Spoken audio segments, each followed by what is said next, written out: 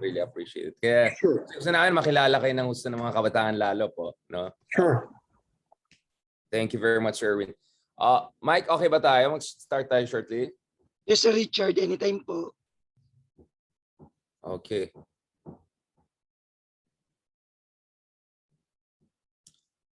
Alright, let's go. Okay, magandang araw mga kapuso. Kasama po natin today ang DSWD Secretary, bagong Secretary ng DSWD. Of course, kilalang-kilala po natin siya. Isa sa mga pinaka-award-winning at saka kilalang journalists at public servants dito sa ating bansa, si Secretary Erwin TULFO. Thank you very much, Secretary, for joining us. Sir, maraming salamat po. Maraming salamat for inviting me in your program today. Thank you. Maraming salamat, Sir Erwin. Of course, bago natin pag-usapan itong mga objectives niyo dito sa DSWD, paano yung adjustments niyo. Napanood namin yung mga ibang interviews niyo before kayo naging DSWD Secretary. So ngayon may transition na nangyari. At saka yung mga polisiya na major policy change na gusto niyo introduce sa DSWD. Kung pwede lang sana, for the sake of our audience, kung pwede niyo i-introduce niyo po yung sarili niyo, especially mga kabataan na siguro kilala nila yung TULFO brand, but they may not know as much about your family background, how you got into public service, and medyo marami kayong kapatid eh. How are you different from your brothers po? Napapagkamala nga kami, Sir Richard. Good thing you asked that. Natatawag ako Senator Rafi, Mr. Right. Rafi. Ngayon naman si Tol Rafi natatawag na Secretary Erwin because magkamukha ho kami. Actually, sir, itong pagtulong, I think it runs in our blood. We got that from our mom. My mom kasi is Japanese. My dad is from Ilocos. He was a military officer. They met in Davao. And then, growing up, sir, in a military camp, we see na yung mga asawa ng sundalo. Dati kasi, sir, wala pang ATM eh. Cheque yung pambayad. So, medyo magbabali sa mami ko, maghihiram, kung hindi man, bigas mismo, maghihingi. So, nakikita namin, kami pa mismo ang nagpapak mismo. Sasabihin ng mami ko na, o yung asawa ni Sergeant, gano'n, bigyan mo ng 2 kilo. So, kami mga naglalagay sa gano'n. Or sasabihin yung sister ko, o kunin mga doon sa bag ko, meron ako doong 100, so ibibigay yun. This was in the 70s, 60s, and 70s. So, tumatak ko yun, sir. And then people were saying, thank you, ma'am, for your help. So, nakikita namin na appreciated yung assistance. So, nadala ho namin yung lahat ho kami na hindi lang ho kami sa media. There are 10 of us, Sir Richard, 10 of us, 3 girls and 7 boys. Kuya mo is being the eldest and I'm the youngest among the boys. So, nadala ho namin yun na helping pala is not bad at all. It makes people happy. So kung yung kapitbahay mo happy, pati ikaw nahahawa ka na happy kasi kung yung neighbor mo is sad, then nagiging sad ka rin. Because yung kapitbahay namin, sir, mga sundalo din, yung mga anak nila, naririnig namin na, ay salamat, binigyan kami ni mami mo ng pangkain, so nakakain ng kami. So tumatak po sa isipan namin yun. That's how it all started. Hanggang sa naging media kami, sir.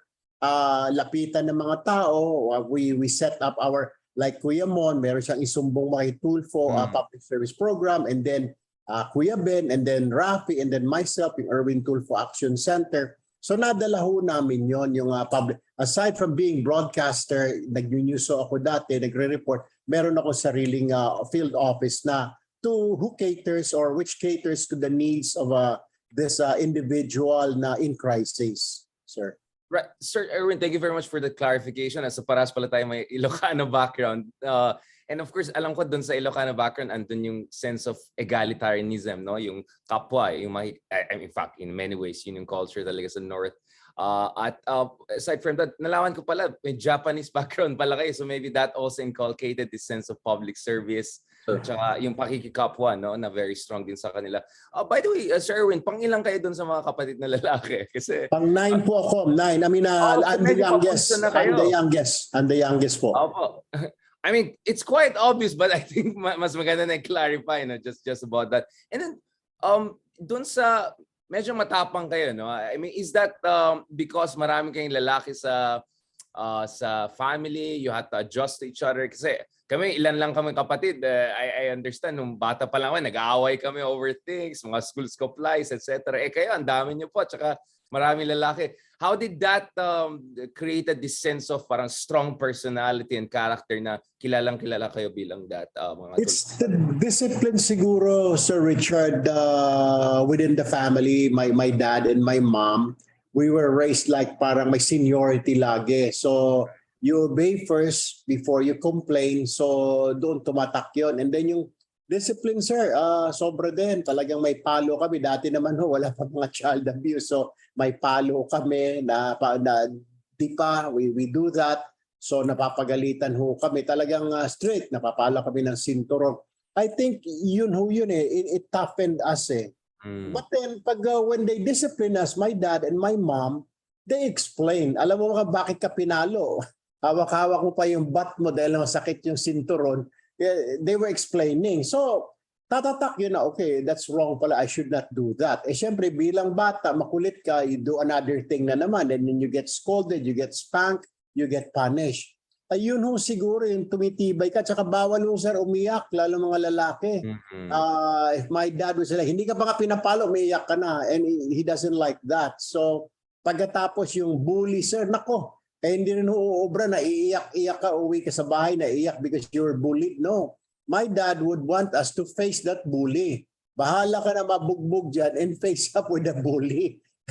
Na kahit masaktan ka dyan, you have to face up. Because you become a man one day, you have to stand on your ground. Kung tama ka, you have to stand on your ground, sir. Yun. Kaya tumatak din siguro sa amin. And Sir Erwin, of course, yung background nyo, if I'm not mistaken, sa Davao, sa Zamboanga, so Mindanao, no? At alam natin, ito yung time ng conflicts, 70s, 80s, etc. Of course, yung levels of inequality among others. Paano yan nag-shape ng worldview nyo, mga TULFO brothers? And you in particular, yung in terms of yung lack of security, law and order issues, inequality, poverty issues, yung social consciousness nyo in short. Paano na-shape yan ng experiencing in Mindanao? We were still young, sir. Ito yung hindi alam ng mga tao, hindi natatanong. Good thing you asked that. When we were still kids, my dad, we always have a newspaper at home. Talagang nagdi-deliver ho. And in the mornings, my dad, kasi nga military officer po siya, gusto niya abreast siya sa latest information, news and current affairs. Then meron pa pong radio. This was in the 60s, hindi pa masyado uso ang TV. So radio, narinig namin while we eating breakfast. And then after our dad would read the papers, we know what's happening. We know na, as a matter of fact, I know yung landing on the moon dahil naririnig namin. I think I was 3 years old. I can hear that already na there was a landing on the moon. I said, what's happening? And my mom and my brothers would explain, sabi niya, makinig ka lang, yung nasa moon na yung mga tao na darating na doon. So, we were still young, sir. We were already taught na how to appreciate news, read the news, be informed, parang hindi ka maging tatanga-tanga. And you know what is happening around you. So yung sense ng awareness of mga nangyari, current affairs, no? In that sense, no? Sir Erwin, paano kayo pumasok dito sa larangan ng media? Was it nauna yung mga kuya nyo and then pumasok kayo dito? And paano mo nalaman na ito rin para sa'yo rin yan? There's something within you na swak dito sa media work in that sense. Actually, sir, ang plano ko dati, matagal ako nagsakristan. Grade 2 pa lang ako, altar boy na ako. Right. And then hanggang high school, nag-seminary pa ako. All But then right. again, after my 4th year sa seminary sa Palawan, I went to Manila and my brothers sent me to UE. Sent me to study accounting kasi sikat na sikat po yung accounting dati sa UE, number 1 po sila. So, God paid for my tuition. Little did he know, sir, nag-apply ako sa school paper doon sa The Dawn, that campus paper. I became a reporter there. And nagustuhan ko naman, writing, coverage. We go to rallies. So, tapos iba din pakiramdam, sir. May press ID ka, yung ang lalaki ng press ID, pwede mong gamitin payong nakalagay press or media. Tapos may mga t-shirt pa na don't shoot journalists like that. So tuwan-tuwa kami noon. And then sabi ko, okay pala ito. And then, syempre, I was in college, walang allowance. What I did was I applied sa newspaper ni Mr. Joe Burgos. It's an opposition paper. So, yun, nakikita ko na yung byline ko. sumasakay ako ng jeep, lalong I became interested. Sabi ko, ba, gusto ko sabihin sa katabi ko sa jeep, ako yan, no? Yung binabasa mo na byline yan, headline, ako yan. So, don't know. That's where it all started. Dito sa newspaper na ito, sa school paper, and then doon sa Malaya newspaper, hanggang sa nakapasok ako sa broadcast journalism. Sir Erwin, itong TULFO brand of justice, let's just put it that way, no? Itong expose ng mga corruption, confronting abusive officials o mga tao na nag-aabuso sa kanilang puwersa against, marginalized folks. Paano po nagsimula yan? And in what way kayo similar dun sa mga ibang kapatid nyo? And in what way siguro mas distinct ang approach nyo dito sa issue ng journalism and justice kind of put together in your own unique way? Oh, started, sir, when I was doon sa isang channel, sa ABS-CBN, when I was a reporter. I was a police reporter. Meron hong mga coverage na may mga abuses, ni-raid yung kanilang maliit na tindahan o pwesto ng mga pulis. So doon ho yun, nag-uumpisa na kawawa naman. I mean, sidewalk vendor, hihingyan, magsusumbong sa amin. So I did a lot of exposés. And from there, binigyan ako ng program ng TV station na yun, yung Mission X. All we did was expose yung mga abuses, yung mga victims of abuses by law enforcers. Doon ho nagsimula ito na nakakatulong. Doon ho tumatak na yung Erwin TULFO na yan, aside from being a reporter, pwede pala yan lapitan. And then after that, naglalagay ho ako ng office outside ABS doon po sa kanto ng Mother Ignacia and Sergeant Esguerra. I put up an office para doon sila magsumbong, sir. And Sir Erwin, ang tanong ko lang dito, like, doon sa experience niyo of covering yung crime scenes, etc., at saka yung interactions niyo with the law enforcement, yung nakikita niyo mga biktima, among others, ano yung tumatak sa isip niyo pagdating sa overall state of ating politika, yung justice system natin? Meron ba kayong sense na parang broken siguro yung justice system natin? Or something radical and decisive has to be done about it? Something has to be done, sir, kasi nga nandoon, nakapaloob na ako sa system ho natin yun eh. Pag wala kang power, talagang kawawa ka naman. Wala kang sinasandalan, uso sa atin, sa kultura ho natin. Kaya nga nauso na yung salitang may sinasandalan na pader. Ibig sabihin may connection ka. If you're rich, libre kasi ganito. Suspect ka pero may kaya ka, you can afford lawyer, you can get away na hindi ka makulong or madidelay mo na yung pagkulong mo kung you have the right connection. So this kind of like it was a challenge for not only for me, sir, but also for my brothers. It all started with Kuya Mon na nakita niya, di ba, kaliwat ka ng expose niya roon sa kanyang mga columns, sa kanyang newspaper, and then we followed soon na yung program natin, not only reporting but also reporting yung mga abuses, corruption, may nangyayari naman, sir. Ibig sabihin, pinapakinggan. When you expose kasi, nakakasuhan. Kung hindi mo kasi expose, hindi naman kikilos yung mga nasa higher up. So you have to expose them para kumilos yung mga authorities, mabigyan ng justice yung pobreng tao. And Sir Erwin, nag-usap ba kayo mga kapatid nung una, nung nag-rise kayo through the ranks na bakit ganito yung bansa natin, anong dapat kailangan natin gawin, in what ways each of you can contribute to making the situation better? Meron ba kayong sense ng ganito? Group think ba kayo or brainstorming?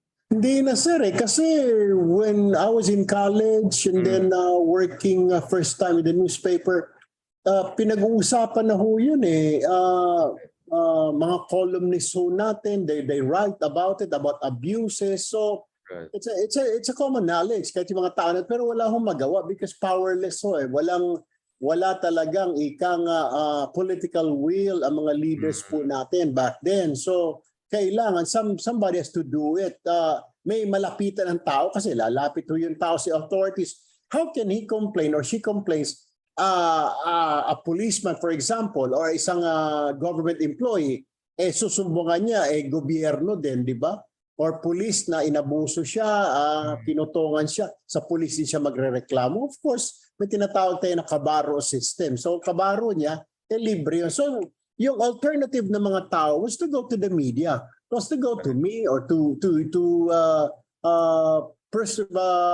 people in the media like you also, they do that. Kung saan sila, kasi mas may confidence sila na lumapit sa media. Something happens pag lumingi sila ng tulong sa media rather than sa government.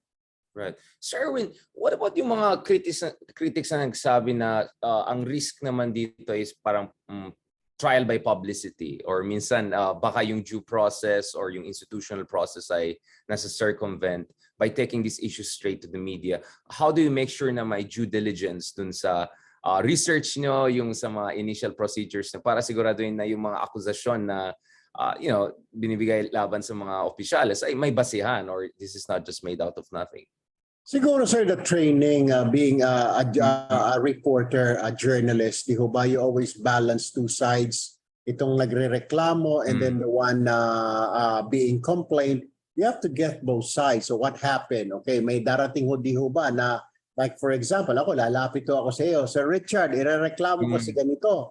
And then of course, you wanna, bakit kaya? Then you will call the other side. What's happening here? Na nasa sa inyo, you have to wait. Sino ba ang tama? Pero kung tingin ho natin yung nagre-reklamo because galit lang siya, may utang lang sa kanya, we won't do that. We don't have to go on air. Yung mga kagaya, take the case sa program ni Kuya Rafi dati, ni Senator Rafi.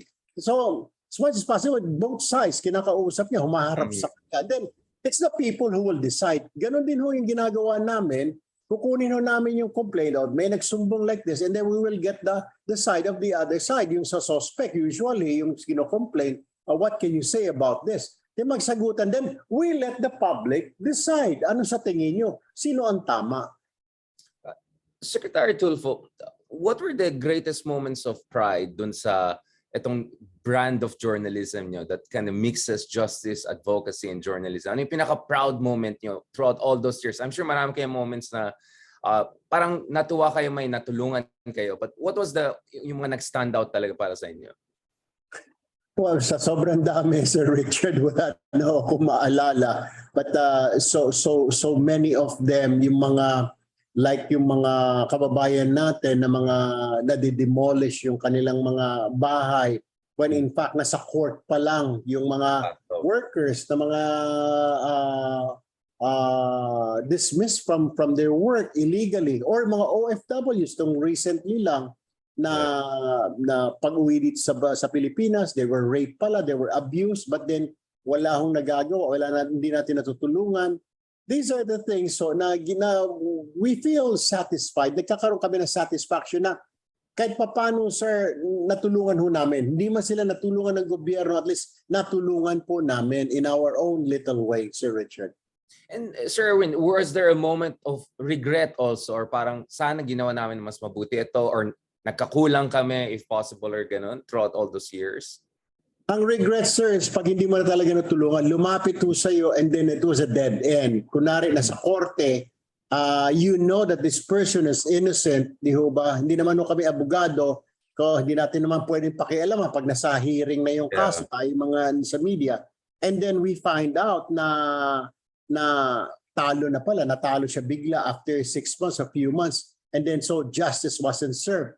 And magagawa mo, you're not a lawyer. You just have to tell him, i-apila mo. Unfortunately, wala na pang-apila yung tao. That's the downside of it. And you really feel bad na hindi mo natulungan.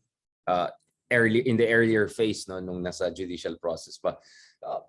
Secretary TULFO, so paano po yung transition niyo? So obviously, all those years being in the media, being a public figure, tumutulong sa mga tao, nakikita yung mga problema sa sistema. So eventually, of course, diba, parang natural na isipin, paano kung ako yung nasa gobyerno mismo? Baka mas directly pa ako pwede mag-contribute dito sa pag-improve ng sitwasyon ng ating bansa at pagtulong sa ating mga kababayan. When did it start na parang sa tingin niyo dapat sumali na kayo sumabak kayo sa politika in that sense? Of course, you have a party list. If I'm not mistaken, you're one of the nominees, right? So you were under consideration to be a representative at the Philippine Congress. But of course, now, nandito na kayo sa loob ng administration. Can you tell us a little bit about this transition that you made from a media man into someone who wants to serve and is about to serve and now is already serving as a public servant sa gobyerno mismo? It was in 2016 when the ACT-CIS party list headed by Congressman Eric Yap of Benguet now, Representative Benguet, asked me kasi wala ho silang charitable program director. So they Mm. asked me if I can do it. Sabi lang, hindi naman conflict ito. Makakatulong ka pa sa tao. So I said, okay, I took the job as their charitable program director. So pumupunta every day, we attend, we cater to those people in need, medical, burial, etc. Like what DSW is doing.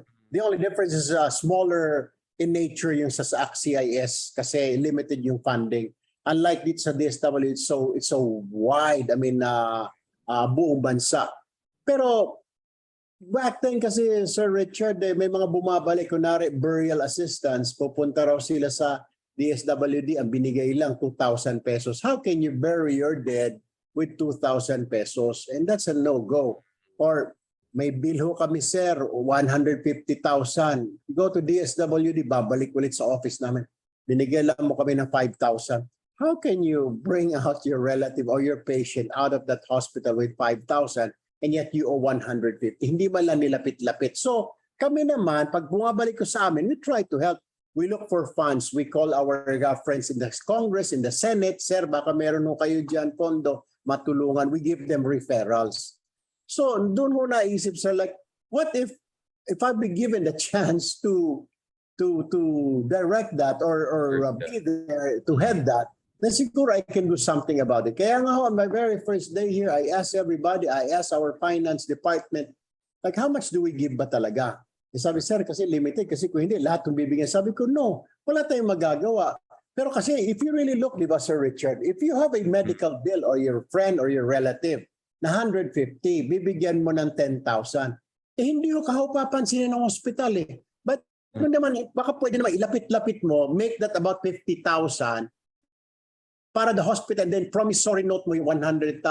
Mas mapayag ho yung hospital noon eh. Rather than 10,000 and 140, talaga baka ikulong pa yung kamag-anak mo for the rest of his or her life doon sa hospital na yun. Doon ko naisip na, what if I will try this? What if I will do this? I think I can do it better. That's what, tumatak sa isipan ko, sir. So, when I was offered by PBBM, hindi naman ho ako naghingi nito. He was the one who offered. So like, one of his staff like, okay lang ba ilagay ka daw ni PBBM sa DSWD? Sabi ko, well, it's up to the president if he wants to do that. So ayun nga ho. And then the following day, they called me doon sa headquarters na sa Mandaluyong and they announced already na Erwin TULFO will be a Secretary for Social Welfare. Secretary, a little bit rewind. So 2016, ito rin yung year na nanalo si Mayor at saka si Pangulong Duterte, no? And in many ways, you have similar backgrounds, the Davao background, the Mindanao background. And also yung style ni Pangulong Duterte, no? Pagdating sa law and order, no? Very strong, macho approach, political will, decisiveness. Ano po yung sense yun yung nanalo si Pangulong Duterte? And in what sense did you find some commonalities? And in what sense did that inspire you further or encourage you? Meron bang ganyan sense? Because I see a lot of similarities no nung dun sa style ni Pangulong Duterte at saka the TULFO approach no into bringing justice and law and order. Siguro, sir, malapit ho kasi siya sa masa eh. Malapit din ho kami sa masa. Maawain ho yung mama, yung former president, maawain din ho kami. And then we don't take sitting down, sir. Pag may nagreklamo, ipapasa namin. Gusto namin, we handle it talaga. Ayaw ho namin yung mga tao na hihirapan, napahirapan pa. If we can do it now, today, at this very moment, then let's help this person today. Now, yun ho yun eh. Kaya nga siguro na-carry ko ho yan dito ngayon sa DSWD. And kanina ho sa press conference, somebody asked me na paano raw yung mga institutions, mga establishments na who do not honor yung discounts sa mga senior citizens. So I warned these establishments to honor those because discounts because it is under the law. I said I do not have police. DSWD does not have police powers to arrest them or to shut them down. But I can ask the DTI, I can ask the BPLO to shut them down if they fail to honor these discounts of the senior citizens, sir. Sir Erwin, so how did this DSWD appointment come into fruition? Kasi alam ko initially you were being considered also for press secretary, diba? Which you would think also tugma rin sa inyo. And then once yung idea of DSWD came in, did you feel that swak din sa inyo yan? That this is something whereby, your approach to journalism and justice also could be very helpful? Yes, sir. Kasi marami ho tayong doon po sa as charitable program director ng ACT-CIS, sir. Marami yung lumalapit. Single moms, single parents na hindi yung sinusustentahan ng mga ex nila, yung anak nila. Wala sila malapitan. And I research, sabi ko, saan ba pwede lumapit? Lalapit ko sa police. Siyempre yung police, dadaan pa sa processes. Sabi ko, total, we handle women and children, di ho ba? So why don't we try this na lang to write these people, ito mga bastardo mga magulang, yung mga abusive na mga fathers, di ba? Ito came into play na gagawin ko sa DSWD itong mga ganito. Yung helping po ba, yung mga matatanda, ito naririnig namin. Nako, Sir Erwin, baka pwede mong i-expose itong butika na ito. Ayaw tanggapin yung discounts namin. So doon nag-ipon-ipon ho ito. So I feel like, sige, sabi ko, then may matatakbuhan na sila. Mas malapit nga ho ito, sir rather than being a press secretary, mas malapit ho ito doon sa ginagawa ko as a charitable program director ng ACT-CIS, Sir Richard. Correct. Sir Erwin, obviously, ito malaking bureaucracy ang pinag-usapan natin. Sinabi niyo nga kanina, may branches ito all over the country, may malaking budget, maraming tao nagtatrabaho dyan sa DSWD.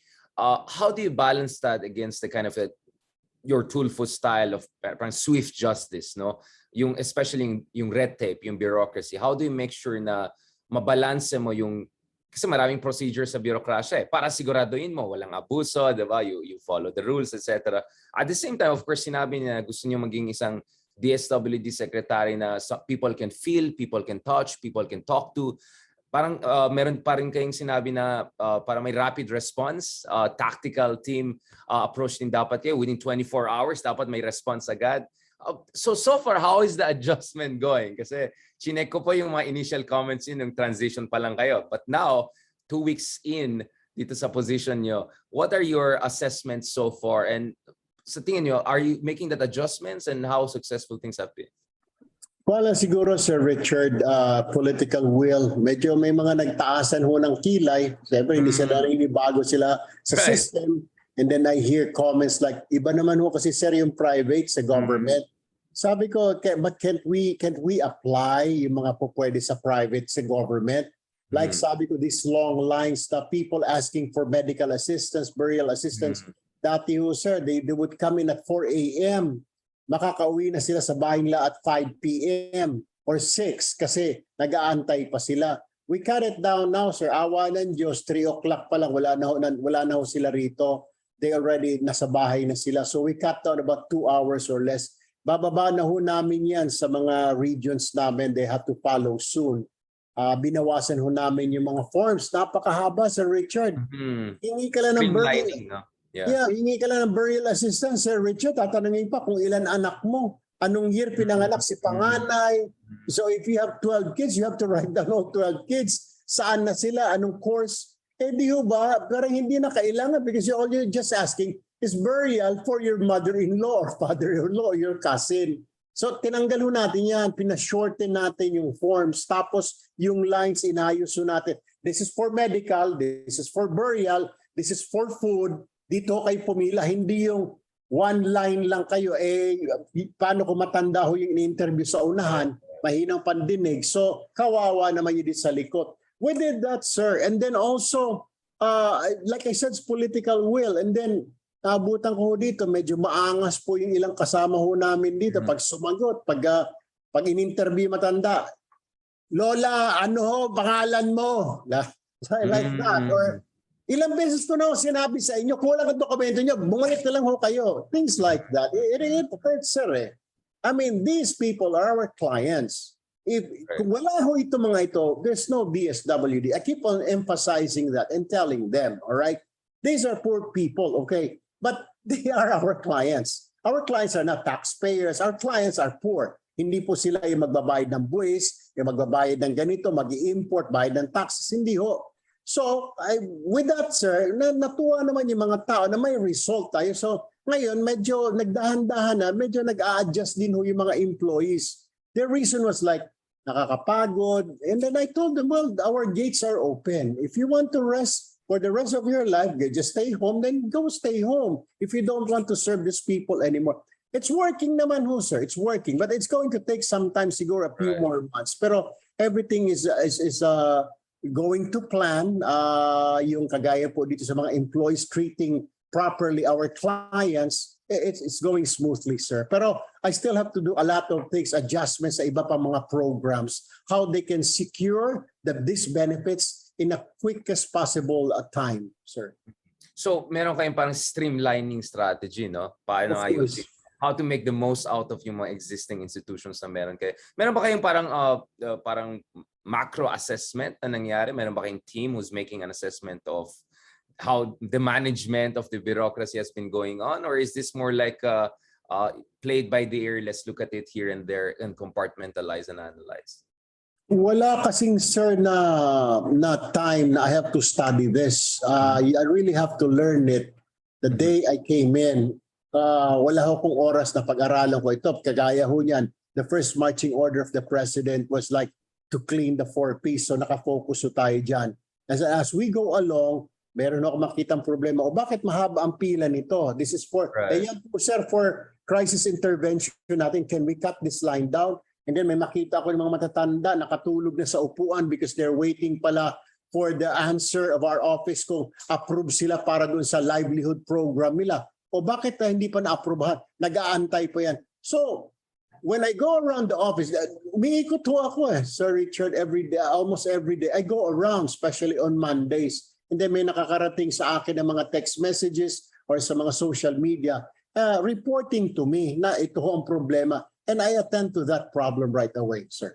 Yeah, tinanong ko yun, Sir Erwin, kasi yun nga, political will is important. At the same time, mahalaga din yung may institution building, no? Palakasin yung bürokrasya, put the right people there, paalisin yung mga pasaway, di ba? Make sure you have the right incentive system. Kasi leadership is not only about political will. Isang tao lang naman kayo. Pero kung yung sistema ay maayos, kahit nakatulog ka, maayos yung takbo nito, di ba? Kasi hindi naman kayo 24 hours nagising na. That's why I wanted to ask about that, yung how do you make sure the bureaucracy work in the best way possible as far as serving the people is concerned. Now, obviously, Secretary, yung isang malaking issue ngayon is yung streamlining also ng mga beneficiaries ng 4Ps. 4.4 million people yan. Baka daw mabawasan by 1 million. I've seen some of the pronouncements from your office. Can you give us some update on that? And what is ano po yung criteria na ginagamit pagdating sa streamlining? Bakit ito ay dapat maalis? At bakit itong mga dapat? Kasi di ba parang may waiting list pa yata di ba? Paano pumasok yung iba? Ano yung mga criteria na ginagamit? And paano siguraduhin na walang mga kababalaghan na mangyari? Because unfortunately, there are gonna be people who will try to take advantage of the situation, di ba? To get some people in, to get some people out. That could be very contentious issue. This all started, sir, during the time of the administration of former President Gloria Macapagal-Arroyo. Ito po nga 4Ps na ito to alleviate or to help people stand on their feet after being enrolled in this program for several years. They can get out of it, they graduate. Of course, yung requirements, sir, that you have children going to school and you don't have work or not enough, the money that you make, kayo mag-asawa, will not be sufficient. It's not sufficient to support the family for a 3-day, 3 square meals a day. So kas papasok ko kayo dyan. We have a bureau or an office. It's called National Housing Targeting Office or NHTO. They're the people on the ground, sir, na go house to house. They do house to house para po sila sa census. They have a piece of paper, they have forms, they have pen, okay? They ask you, kakatok ko sila sa bahay po ni Correction, Sir Erwin TULFO. From DSWDU kami, we're making survey. How much do you make? Blah, blah, blah. How many kids do you have? From that list, sir, they will give it to the 4Ps. So dalawang pagdadaanan, hindi lang sa kanila sa NHTO, it will also go to the 4Ps department naman. Then the 4Ps will be the one to determine, pasok ba ito si Erwin TULFO o hindi? Okay, kasi na-meet niya na yung criteria. So, okay, he's pasok. Okay, he's included.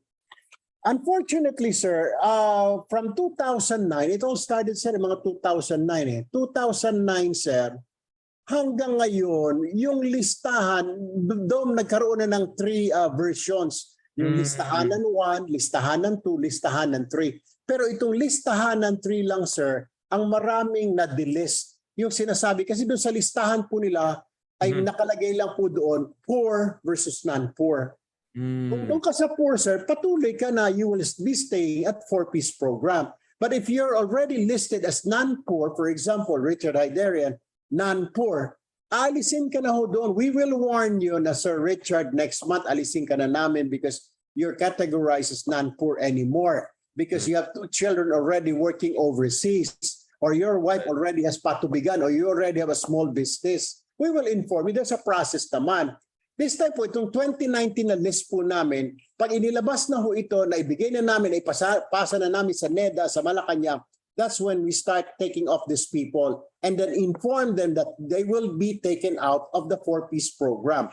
1.3 million po yan, sir. And the number could still... Non-poor. Non-poor. Non-poor, sir, 1.3. So alisin na po sila. Meron pa po kaming 600 na iniimbestigahan yan. Not investigate, but we have to go back kasi wala po sila sa bahay nila or yung iba lumipat na, yung iba ayaw kami papasukin.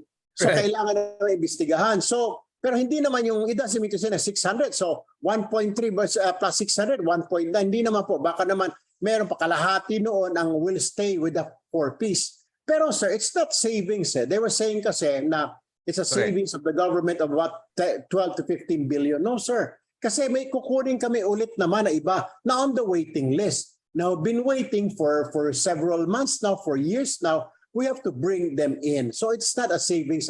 It will be a savings kasi it's not a wastage. Kasi talaga mapupunta siya doon sa mga poor talaga na listed by the NHTO and our 4-piece program, sir. So in a sense, parang ina-update nyo yung listahan para siguraduhin na deserving talaga yung mga nandun. Yes, sir. Yes, sir. Now, I'm sure you've heard of may mga reklamo na, Sir Richard, yung kapitbahay ko, mayroon naman siyang patuwigan, mayroon siyang yung anak niya nasa abroad na. May mga ganun hong sumbong sa amin. And we check right away. Wala naman. Yung pala, what happened was that yung ibang mga local government units, they have their own version of 4-piece. Doon sila nakalista. So, a lawmaker called me 2 weeks ago. Nagbigay siya ng mahabang listahan, sir. Siguro mga 30 people. Sabi niya, these are my constituents. Gusto ko lang ipaalam sa iyo na they shouldn't be receiving 4-piece. Chinek ko namin sa 4-piece, wala naman sila. True enough, doon pala sa LGU na 4-piece, nakalista sila, sir. So may mga baby mini 4-piece din. Mga LGU levels. So meron po. Yung mga tinatawag na mga payout, yun po yun, sir, ng eleksyon. No? Doon ho yun. Second, TULFO, pwede niyo explain bakit mahalaga itong 4-piece na to? Kasi sa tingin ko maraming may misconception dyan na parang pamigay lang yan, handout na yan. When in fact, I know this was really about capacity building, no? Strengthening yung educational health capital ng mga tao para pwede sila umangat sa buhay, no? Dito sa base sa assessment nyo, how successful has the 4-piece been in terms of empowering people, helping them to move up the ladder of economic development? Alam mo, sir, I'm looking at it right now. Within the next few months, I will have to form a team to make a study. Kasi parang tama po kayo, yung mga iba, yung mga taxpayers tulad ho ninyo and others, like, wala bang katapusan ito? Bayad tayo ng bayad, tapos napupunta lang dyan, utang tayo ng utang, di ba, para matustusan niya pangangailangan na mahihirap natin kababayan. Of course, hindi ho natin silang pwedeng iwan, sir, kasi ang instruction po ni Pangulong Marcos is like, everybody should move forward. Pandemic recovery. Hindi natin pwedeng maiwan itong 4.4, itong 15 million actually. Doon sa listahan po namin, listahan ng 3, 15 million household are identified as poor, sir, living below poverty level. Hindi mo natin pwedeng iwan ito. So through this 4-piece, mapakain sila, pero not enough. Ang suggestion ko, sir, siguro, and we're going to make a study this year, kung hindi, pwede bang i-lump sum na lang? For example, si Sir Richard, identified ka as member ka ng 4-piece, ibigay sa iyo ng lump sum, sir. Na for example, yung kukunin mo na 2 years, ibigay ko sa iyo yung 2 years or 3 years mo na 4-piece. And then when I will ask you, what do you want to do with this money, Sir Richard? I'm going to put up a business. Do you have the knowledge of running this business? I want to put up an online. No. Okay, Sir Richard, pwede ba mag-enroll ka muna sa online ka sa TESDA and then pag-graduate, dala mo yung diploma, then we will give you your 4-piece for 3 years. O Sir Richard will say like, I like cooking. Magtatayo ko ng karinderya. Okay, why don't you enroll sa TESDA? Kasi tuturuan ka rin how to manage your business. Then we will give it to you. We have to do that, sir. Para eventually, lahat matulungan natin. Eventually, lahat na yan mag-graduate. And then they hope they have their own business for livelihood. And then after several years, hindi lang livelihood, kundi, sir, parang small, medium business enterprise na not only for livelihood, but they will also be able to help other people na who are looking for work, Sir Richard. And at the same time, they can contribute to the society, to the government by paying taxes also, sir, rather than receiving dole-outs from the government.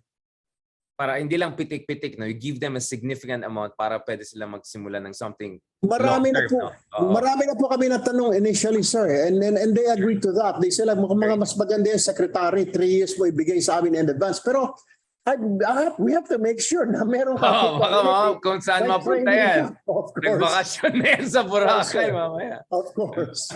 Yes, sir.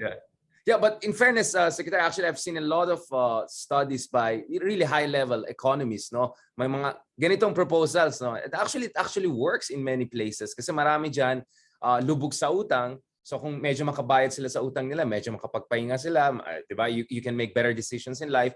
Yung iba naman, people have proven to be actually very entrepreneurial, no? Kung meron talaga silang lump sum, they want to move up the ladder and help their children, help their own future. So kaya nga hindi ako naniwala dun sa mga critics na sabi na dole outs lang yan. Kasi if you make sure it goes to the people na deserving at mga tao na responsable, they can definitely use this in life-changing ways. Kaya mahalaga na yan.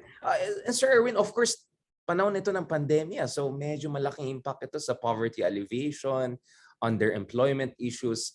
So maybe that makes the PPP even more important, no? But aside from PPP, meron ba kayong ibang initiatives na naiisip? Or aside from tweaking the PPP, yung sinabi niyong well, we have other programs, sir. We have the Sustainable Livelihood Program. Right. Kung hindi ka pasok sa 4Ps, you can apply for this Sustainable Livelihood Program. It's 15,000 pesos for per household. If you want to open up a small karinderya, that's what I'm talking about. Pero you have to undergo training. We have also this what you call a Kalahi Seeds program. Like it's a community-based program. Yung parang kooperatiba, sir. Magsama-sama kayo dyan. Bibigyan namin kayo ng pondo. Sige, what are you planning?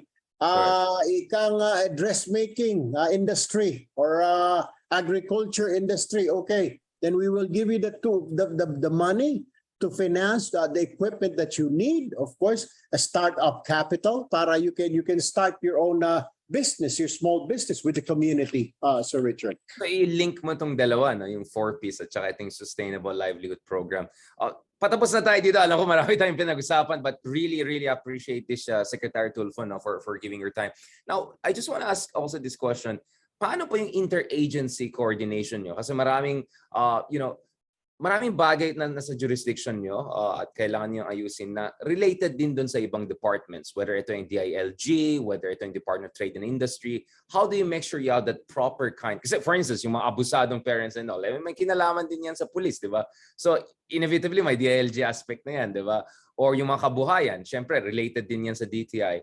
What is your philosophy? What is your approach? What is your working relationship dun sa mga ibang cabinet secretaries and departments na pwede tumulong sa inyo para may comprehensive, multidimensional approach kayo dito sa poverty alleviation and social? Actually, in our cabinet meeting yesterday, Sir Richard, the president was concerned kasi it was brought up by VP Sara, Secretary Sara of DepEd, yung mga problems about sa schools, about yung mga victims ng child pornography. Yes. So I was asked also by the president, and I said, yes, sir, under who's amin yan.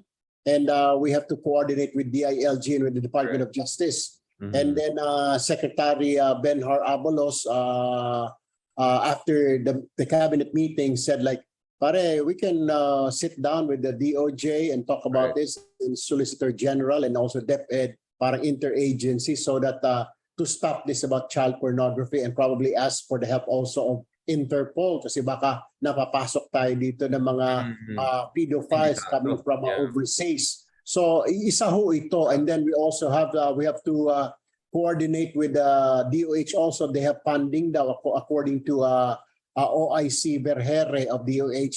they have funds now for this feeding program. So sa amin din ho yun, we will be the one na managing it. Yung funding lang po is coming from DOH. Marami pa ho mga programs and dahil bago pa lang ho kami, parang 20 days pa lang ho sa office and ganun din mo sila. So we have to coordinate, we have to meet and talk about how arranging like this interagency para the communication is constant and then yung mga actions po namin is in sync, sir, sa programs ng administration.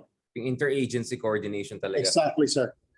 Last question, Sir TULFO. I mean, you have constantly emphasized yung importance ng political will and what you want to bring, yung energy, yung leadership na kailangan dalhin dito. By the end of your service dito sa DSWD, what kind of institution you think should be your legacy? At ano yung mga target objectives yung pagdating sa poverty alleviation at yung pag-angat ng living conditions ng ating mga kabayan, especially the marginalized sector? Do you have that clear vision of what you want at the end of your term, or you're still feeling your way through this dahil ang dami pang kailangan pag-aralan at ayusin? I know it's so early, but kasi gusto kitang balikan hopefully down the road. Yes, Sec TULFO, do you think you have accomplished it? Parang ganun sana. So can we make that goalpost, no? Help is really there, sir. You know, kasing usual problem.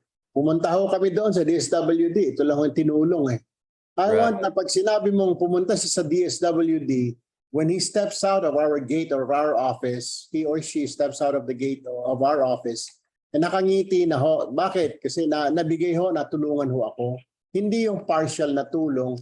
Yung plan, yung dream ko ho is na when he comes in or she comes in, naibigay ho namin yung gusto niya. And he or she's going home smiling. Pangalawa, sir, of course, poverty. We deal about poverty. My agency is nasa forefront po nitong poverty alleviation. Gusto ko, sir, sana mabawasan yung number na yun na 15 million na by 2028 mabawasan. Iyan din po naman ang target ng Marcos administration. So na mabawasan po yung mahihirap. So yan ho yung mga yun na kailangan. Tapos number 3 is na pag lumapit ho yung mahirap, whoever he is, lalo na po yung mga mahihirap, matatanda, na yung employees ho namin ay sasabihin, yes sir, ano po ba yun? Yung magalang na akala mo talaga yung kaharap nila ay may dalang pera na magdedeposito sa bangko o mababayad ng buwis. Kasi yun, ang treatment kasi, ito na naman parang, hingi na naman ng tulong. Parang masakit ho eh. Para sa mga hingi ng tulong, para silang hampas lupa. And we have to face it. They are, di ho ba? Mahirap po sila eh. Wala akong malapitan. Kami ho ang kaharap nila. Ba't ko sila tatratuhin na gano'n? Alam mo na nga ho na hampas lupa ilalapit sa'yo. So you just have to treat them right. Hindi yung hampas lupa na nga. Exactly. Na, ang masaklap pa nga ho, sir, I reminded this some of my people, come on guys, we are social workers here. Hindi ba tayo nag-aral na we have more? Meron naman daw, marami silang courses na psychology, yung how to treat people right. Sabi ko, then let's apply this. Sabi ko, kasi kahit na mahirap yan, sila yun every day. Hihingi ng tulong. Ang mahirap kasi, sir, it doesn't mean to say, pag nabigyan mo ng tulong ngayon, tapos na, babalik ho yan, sir, kasi wala siyang matakbuhan. And then na-experience niya, na natulungan siya. So, lalapit uli ho yan ng pang-burial, medical, may sakit yung. Sabi nga, sir, we are here for the people from birth, up to hanggang sa pagpapalibing. Ang DSWD po lalapitan mo. Pagpanganak hanggang sa pagpalibing. It's only the DSWD who can help you. Pati nga po yung mga gamot. So, yung dream natin, sir, is we will be able to deliver their needs. And may malalapitan ho sila. No matter which administration or who's running the government, pag sinabing DSWD, and it should be, hindi po siya politicized, hindi po siya titingin ng kulay, it doesn't matter who is sitting as president there, yellow, red, blue, green, white, it doesn't matter, sir, because helping, sir, there should be no color. Walang dapat kulay. Ang kulay lang ho ng DSWD, aside, red, helping, and then siguro yung kulay na titignan mo sa skin ng tao is brown. And that should be it, sir. Salamat. Maraming salamat, Secretary Erwin. Sir, may pahabol lang ho ako. Yes, of course. My brother Bong is watching. He is your #1 fan. He reads your column every day. Oh. Sabi niya, Tuwan-tuwa ako dito kay Sir Richard Hyder. And when I told him that I will have an interview, manunood ho ako. Sabi niya, ay, he just had surgery. So, nanonood siya sa bahay ngayon, nagpapagaling, hip surgery. So, sabi niya, kumusta ako kay Sir Richard Hyderian. Pakisabi, #1 fan niya ako. Sabi, he reads daw your column, sir. He doesn't miss it, sir.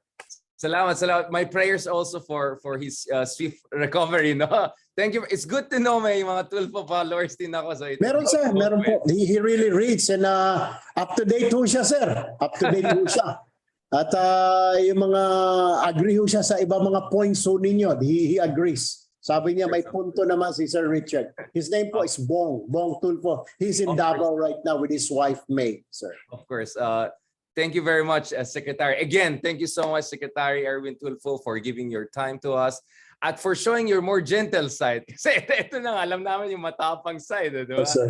So it's good to clarify na yung matapang niya, ito sa mga abusado yan. Pero pagdating sa ating mga kapwa, yung mga tao na may pangangailangan, we have to show them the gentle, service-oriented public service side of us. So thank you so much, Secretary, for this interview. And looking forward to catching up with you in the future and looking at how we're going with serving our people. Maraming salamat and maraming salamat mga kapuso for also joining us. Thank you. Thank you, sir. It's my pleasure and honor, sir, to be in your program. Thank you po. Salamat, sir. God bless. Thank you very much. Okay na tayo, Mike? Yes po, we're good, sir. All right, salamat. Thank you very